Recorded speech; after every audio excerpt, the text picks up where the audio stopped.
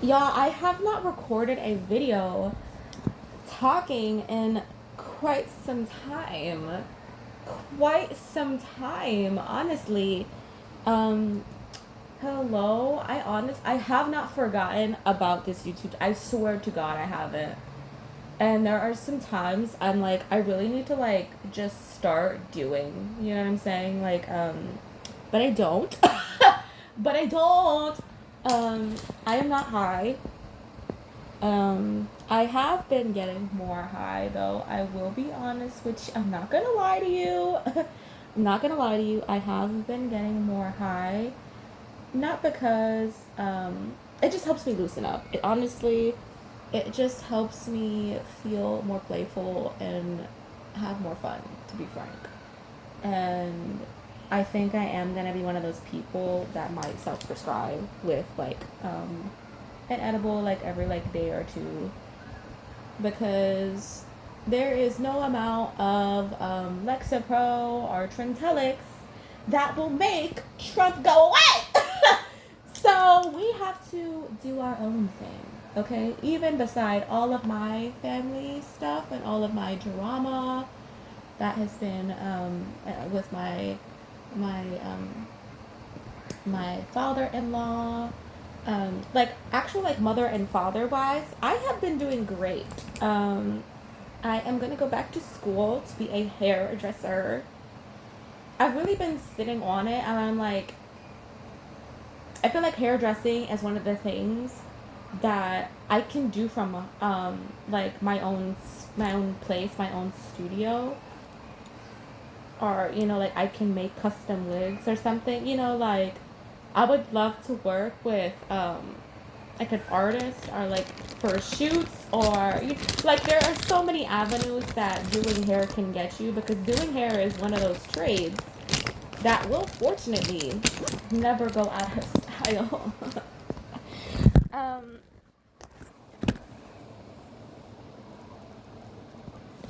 so I have a lot to say today.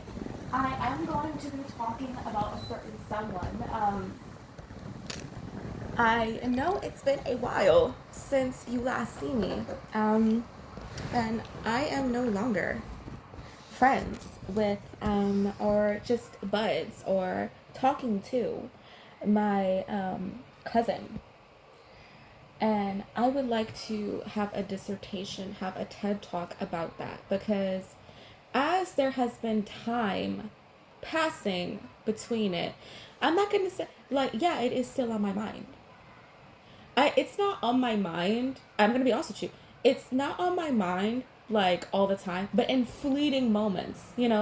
When it first happened, I was so betrayed. I felt so hurt.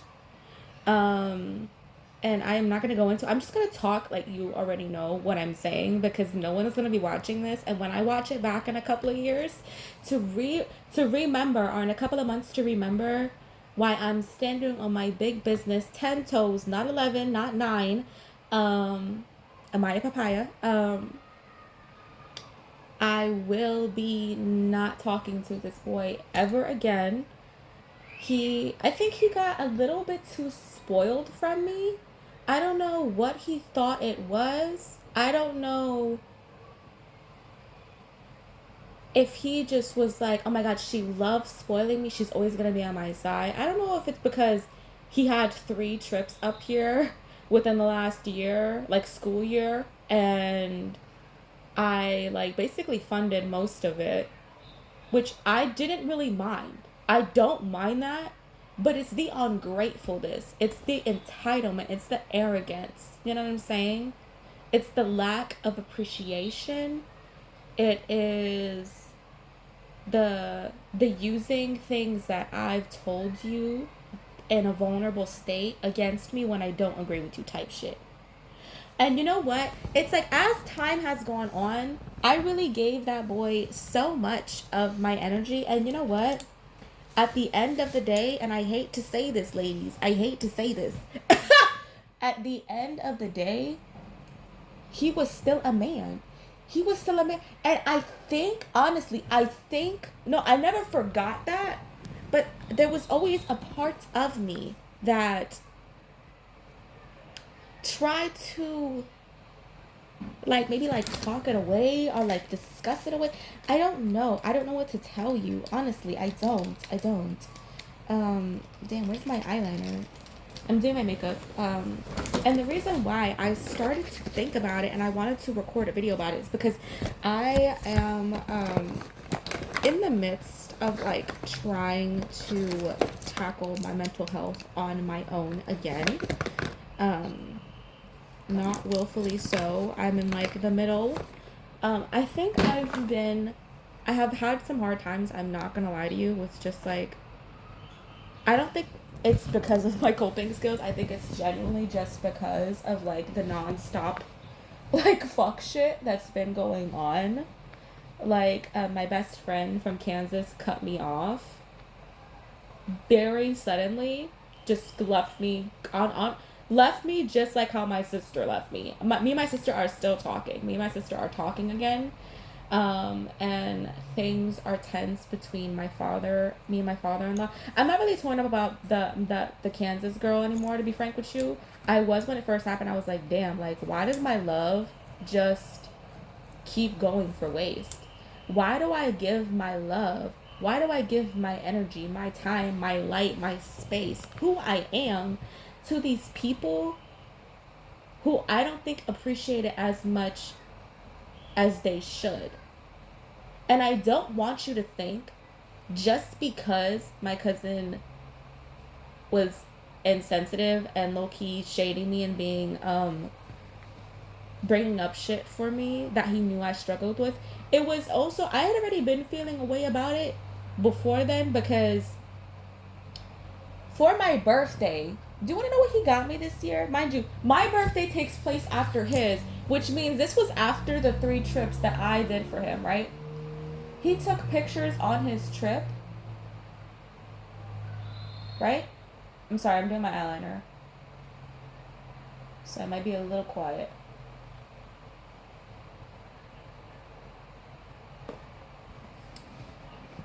And he made a booklet of his trip, the pictures of his trip, and then he sent it to me for my birthday. Do you know the level of my shit don't stink you have to be to send pictures of the trip that someone else planned to them for their birthday? And I don't want you to think that it was pictures of us having fun moments. It was pictures of him, 1 or 2 of me, and then just like pictures of nature or of like the museums that we were in.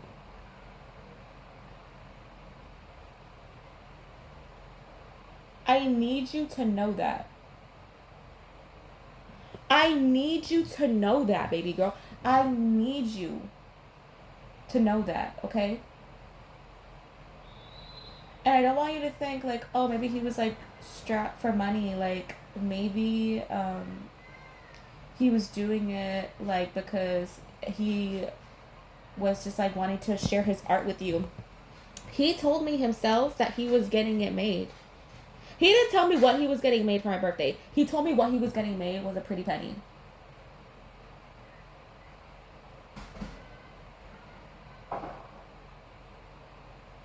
That's what he told me.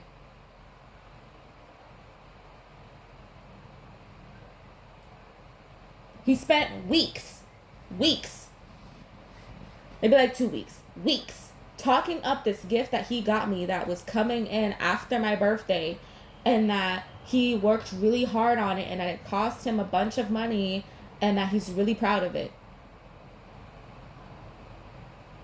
Are you out of your mind? Are you out of your fucking mind? And there have been gifts that he's given me that he made himself that I have fully appreciated, that have cost literally no money.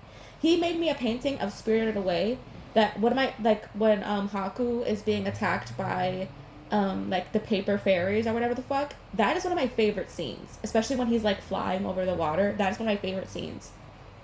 He painted that for me. One of my favorite things on my wall to this day, I'm never gonna take it down, I might not like him, but I'm never gonna like shit on his art. Okay. Your pictures are not art.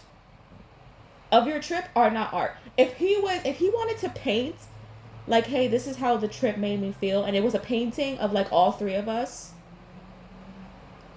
that's the way to do it. But instead, you made an art piece for yourself and then sent it to me as a gift. You get it? And this is not the first time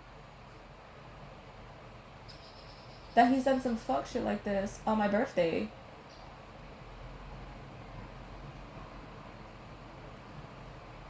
Last year, when I went to spend time with him, and I don't want you to think he didn't have the money, because he had the money.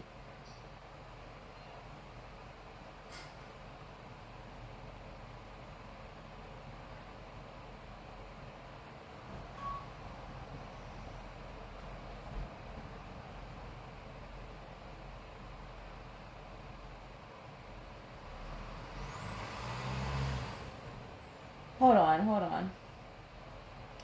I might like pause the video because I'm doing my makeup, but I'm like, because I want to be able to talk.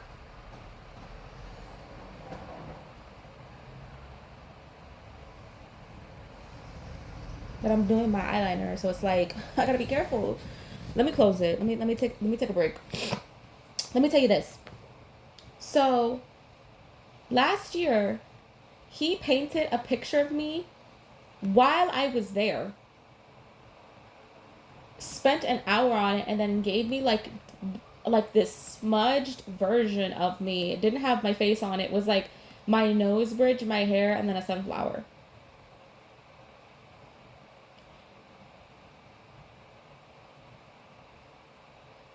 Mind you, when I went over there, I was still spending money.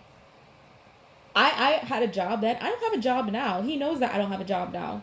And he thinks that just because he has a job, just because he has done one or two charity shoots, I don't think he's done a shoot that he's gotten paid for yet. He's trying to go into modeling. And he has like a business on Etsy. I don't know why he thinks he's the hot shit. I really don't know why. I don't know if it was because I talked him up. He's a good person. He has a lot of potential. But with him being this arrogant, he's not going to get anywhere. People are not going to want to work with him.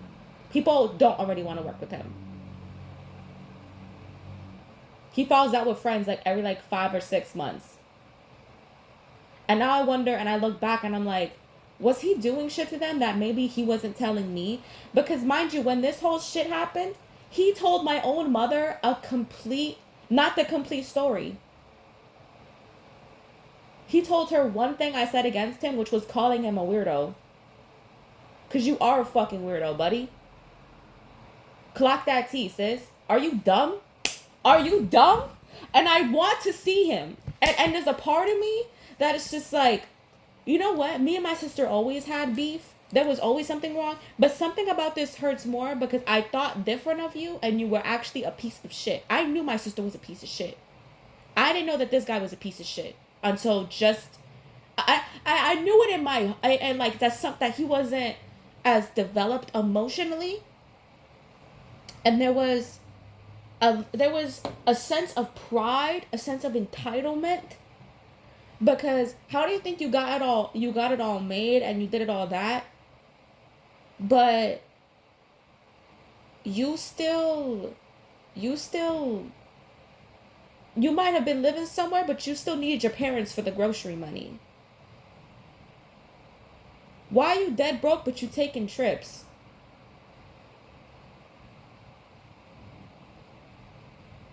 Can you tell me how that makes sense? And I'm taking a trip. I'm taking a trip next week. I got more than enough money in my savings account. And I don't want you to think it's a little measly like 5,000. No, it's I got some things to I sit on things. I got something to sit on. I mean to tell you, there were several times he would send me a voice message that he would be like, I have $7 in my bank account right now. Huh?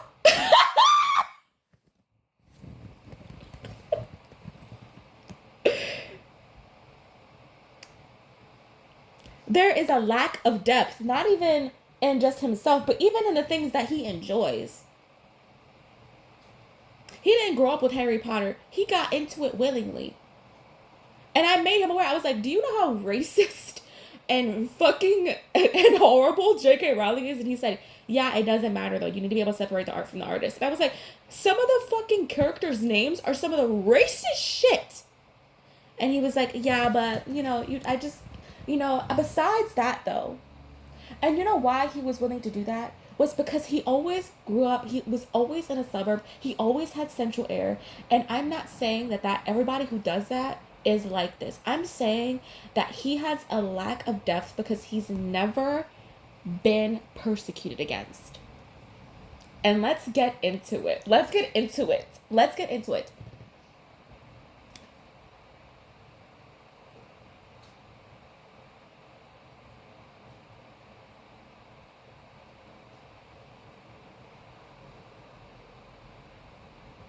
Because he is one of those kids that he's one of those people that is like, you can't just see everybody for the one wrong they did. Mind you, the wrong is huge.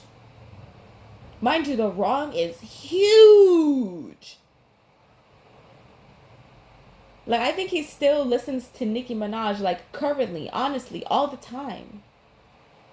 He's one of those people. I feel like if he was into Chris Brown type music, he would be one of those people that would listen to Chris Brown. Are you picking up what I'm putting down? He's one of those people. Let me tell you this. And my window is open, and I don't care if people are listening. I want someone to sit out there with a good old tea and drink this shit up, honestly, because he is one of those people that is such a Lana and Taylor fan when none of those lyrics are very deep. They're all very surface level. They're all very smoke and mirrors. It's just the feeling. But it doesn't have the depth. It's not actually saying anything. But someone like Mitski that makes like very like immersive, like ambiance infused music that actually has depth to it, that is actually talking about things. Crack baby, you don't know what you want, but you know that you had it and you know that you want it back. Oh my god! He didn't like her music. He didn't like Amy Winehouse's music. He likes shit that's very surface level. He thinks that he's one of those people, and I'm telling you, he thinks that just because he didn't yell, that he wasn't bad. He thinks that just because he didn't say like, oh, fuck you and your mama, that he didn't say anything insulting. Even though, and I don't want you to think like, oh, maybe he's just not that, like, maybe he wouldn't have been hurt by it.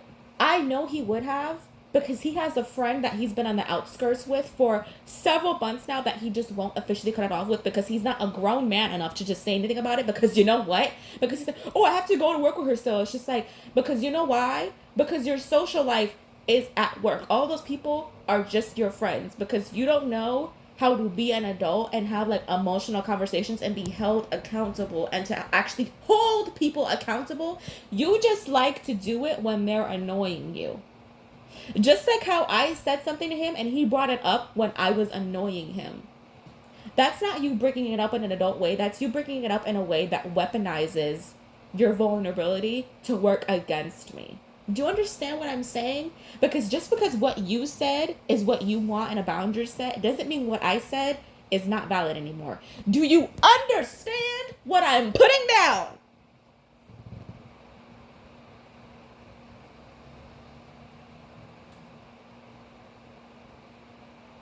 And he could never.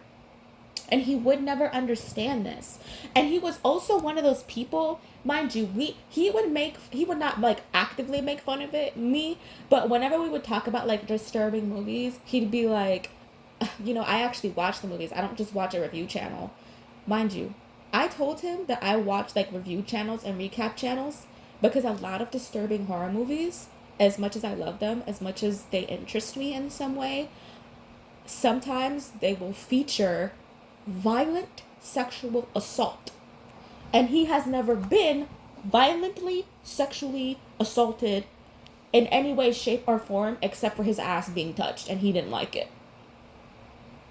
Which, that is valid, right? But he knows that that does not compare to the several times that that has happened to me, right? And I told him, hey, I do that because of this, and he still chooses to like kind of like lessen me for it. Do you know what I'm saying? There is a lack of brain. Period. I was gonna say there's a lack of brain power. No, there's just a lack of brain. He thinks that I have a problem with him dating a 20-year-old just because he's a 20-year-old. That is not the problem. The problem is that all the things that you have highlighted liking about this boy have to do with the fact that he is 20 years old. It's not because you're 24 and he's 20. And it's not because, oh, he made you cookies. Making cookies can be a normal way of showing affection. But as someone who has been hit on by people that are younger than me, I have literally been 24 and been hit on by 20-year-olds, 21-year-olds, 19-year-olds, where I was in a work environment, and those people, although they were of age, I was not interested in them because I knew that they were emotionally underdeveloped. Some of them, I used to work in a school with like mental disorders. Some of those people didn't even have mental disorders. They were just really troubled because, well, they actually probably did actually, but they were just troubled because of trauma.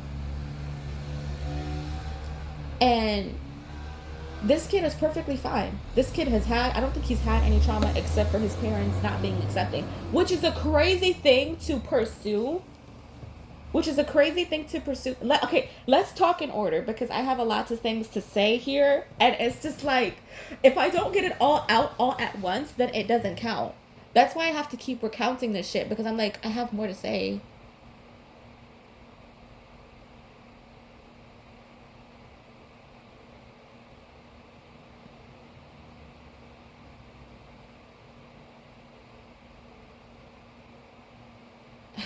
And then I haven't even gotten into the part where like he would low key copy me sometimes.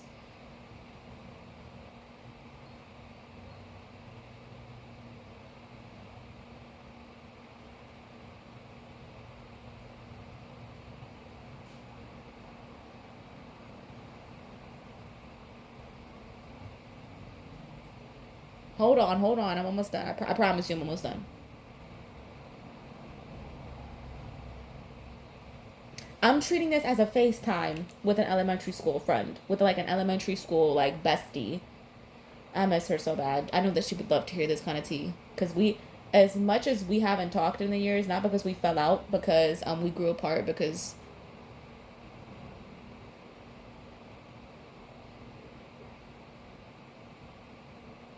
she moved to Florida and we were both going through a lot of things.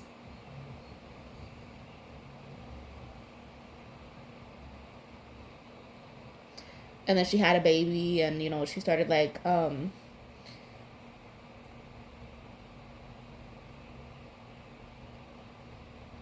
hope she's okay because there were parts that she was part of her that were like, there were parts of her that were still ignorant when we left off, but she was also a teen, so who knows? Who knows?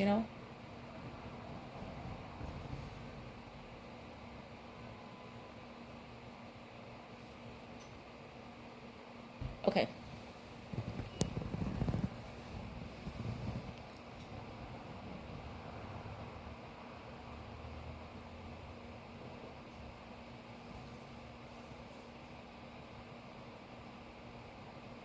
Oh,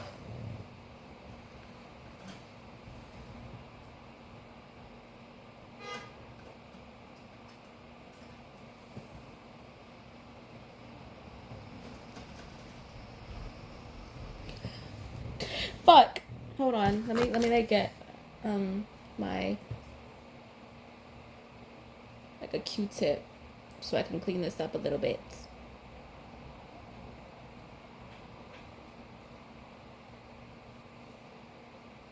Because I kind of like the curly winged look today. You know what I'm saying? Like the curled up wing.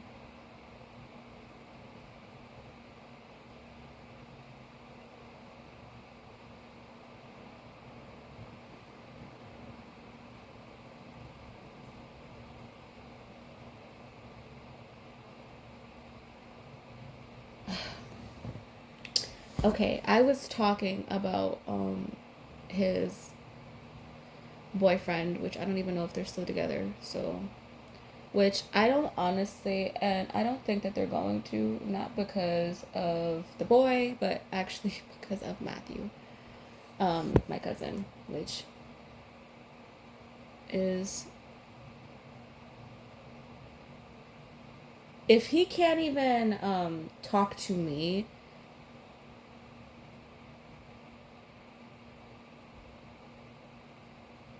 and be criticized by me, someone who has known him for years, I don't know how well his boyfriend will fare. Do you know what I'm saying? And I don't know if his boyfriend will fare better because Matthew sees them as some sort of equal, whereas I was beneath him because what, I had depression.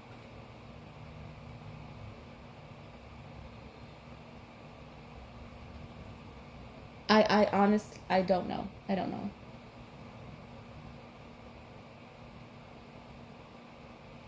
Um,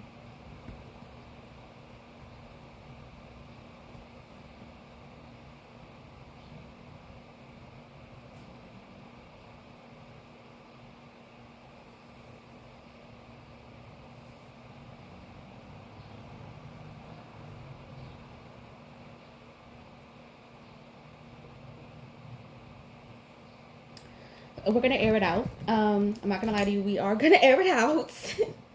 um, so one thing that Matthew, we're just gonna talk about it. We're just gonna say his name now. One thing that my cousin kept talking about on voice messages was the fact that the boy's dick was so hard and so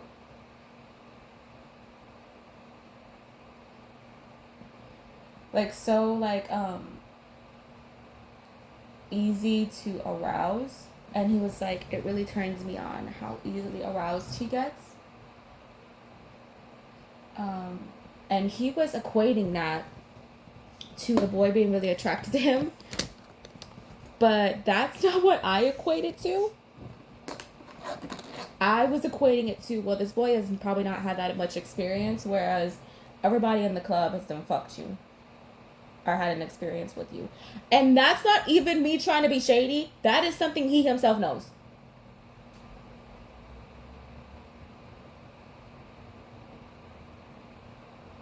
He can do whatever he wants, but it's not a lie to say that out of the two of them, one of them has more experience, and it quite literally has nothing to do with anything. It is one of those things that comes with age difference and the way that my cousin likes to explore his sexuality, right? And another thing, he would tell me, I think once or twice, that he was like, oh my god, I love how he is kind of like a dog. Like, he doesn't ever want to leave. He just loves staying around me. And I was like, that sounds like attachment issues from a person who is having their first love for the first time. It's not just one thing. It's all of them put together. Do you understand the picture that he created for me? That when I then called him out and I was like, hey, this concerns me, he fired back and brought up some of my more vulnerable things. Like, we're not even gonna get to semantics. He was saying shit to hurt me, and it's a fact. And it's not because I'm taking it a certain way It is because he decided to compare our relationships when my first message that I sent him that started this whole beef was not malicious at all. It was not malicious at all. It was out of love. The message he sent in response was not laced with love. It was laced with, you've pissed me off, so I'm going to fire back in a way that hurts you because you've hurt me. And I don't know if you know this about me. I did not like it. I did not like it. Not at all. Not the slightest bit, honestly. It let me tell you, it set off a part of me that he hasn't ever really gotten. And it's more like because I don't really like to speak against him too much because I low-key felt like if I did, something like this was gonna happen, and I was right. And it's not about, for me, it's not about being right or wrong. If he wanted space, there's a way to ask for it. There's a way to respectfully ask for it. And there's a way to say, hey, I don't agree with you, and this really hurt my feelings. But that's not what he decided to do. He decided, oh, you know what? You hurt me with this message, so I'm going to hurt you. And hurt me, he did. And hurt me, he shall not get the opportunity to do again. Talking about some reach out to me when you are grown up. Good luck growing up, basically. Good luck with your mental health. He said that to me, fully knowing that my father-in-law might have had cancer and that I was cleaning out his house and that I was honestly really struggling. And I think that is what is the difference here, is the malicious nature of this boy when he does not get his way, when he is held somewhat accountable. And you know what's crazy? You want to know something? His own mother, I low-key want to send him this video because I don't even know if his mother has told him this. His own mother, when I was on the phone with her, told me, she was like, honestly, this sounds like a misunderstanding that just escalated. And I said, but I didn't escalate it. And she said, I know. She said, I know, but I cannot tell him that. Do you know how it was all making me feel at that moment, especially because I was not talking to my mother and he reached out to my mother during this. It is so down nasty, so fucking rude. It is a lack of morals. It is a you hurt me, so I'm gonna hurt you. It was a very playground for tat, but we're grown adults, and he's actually doing shit that he knows is gonna be hurtful. Do you know what I'm saying? It's almost just like a little kid, like when they know that you're insecure about like your nose or something, like your bully is gonna be the first to bring that up. Whereas the things that he knew I was insecure with was not feeling adequate enough to be alive. Can you imagine?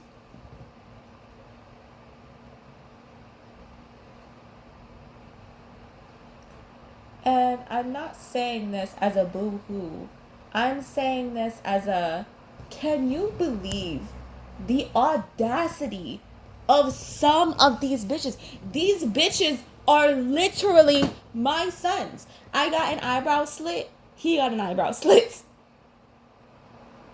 I laugh. I start screaming. I love ballroom shit. He loves ballroom shit.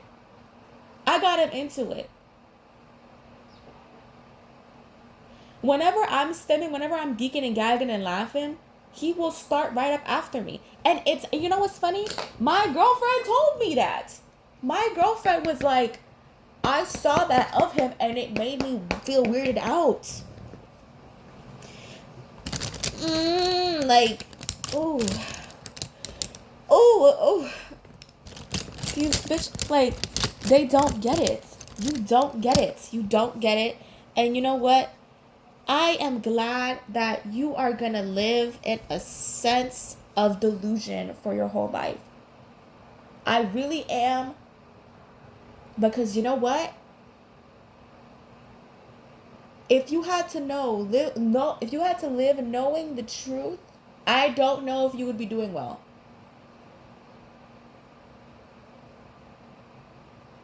I'll be frank with you. I don't wish bad upon him. I don't.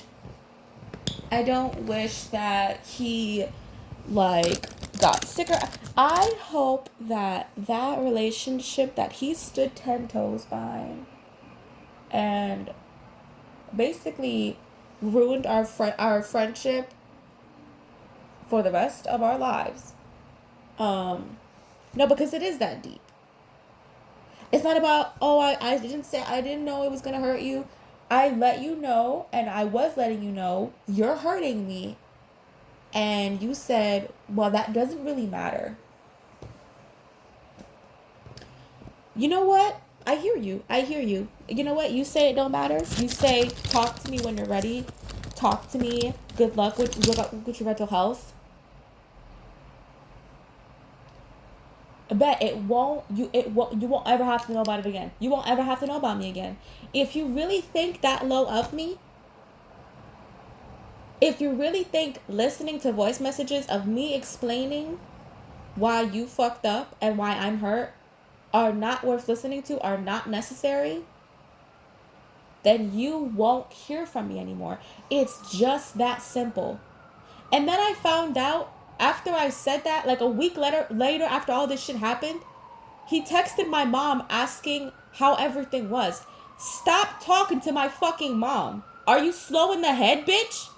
Are you fucking slow in the head? You done fucked up. I don't want to have anything to do with you. Good luck. I'm so happy you won. Your mom got you away from me. Your mom, I don't even know why he would go to his mother, because his mother, during the whole Trump thing, when she didn't vote, told him, you need to stop talking to her because all she does is rile you up.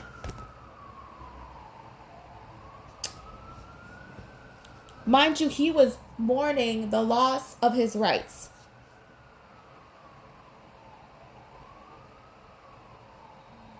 Or he was mourning the eventual loss of his rights. The fear.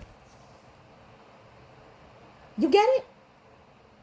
So, you know what? I am so glad you reached out to your mommy dearest and that you can love these people despite all of their flaws. I am not one of those. I don't know if he just got used to talking to people crazy and them wanting to keep them in his life and their lives. But guess what? I don't need you that bad. I honestly don't. If any one of us needed each other, you needed me. Because if you took my word that seriously and that much to heart, talking about there was this one time you said that he was like a golden retriever with a gun. And I said, yeah, I said that because he was a stranger to me. Are you dumb? He didn't say anything to that. I said, why are we bringing up each other's words? That shit happened a couple of weeks ago. Why are you bringing it up now? Had nothing to say. Can we talk about it? Can we? Like, let's be real. Like, it's done and over with. It truly is. It truly and honestly is. Like, we not no more. I don't fuck with him no more. And as sad as it made me, let me tell you something. I don't regret it. Can I say that? I don't regret it. Because you know why? Because that shit with his boyfriend had been bothering me for weeks. And it's not because I thought he was a creep. I was like, you don't know what you're doing. In my mind, he don't know what he's doing. He's investing and jumping into something that is going to crash and burn. Because if he doesn't have the capacity, if he right now does not have the capacity to even be criticized, then he right now does not have the capacity to be in a relationship. And that is just a fact. That is just a fact. Because, and mind you, he got with this boy in under a month. He don't know how he is when he's angry. He don't know how he is when he's sad. But you know what he does know? You know what he does know? He does know that his family is homophobic. Homophobic. Can you tell me that? Can you tell me how that's going to work out?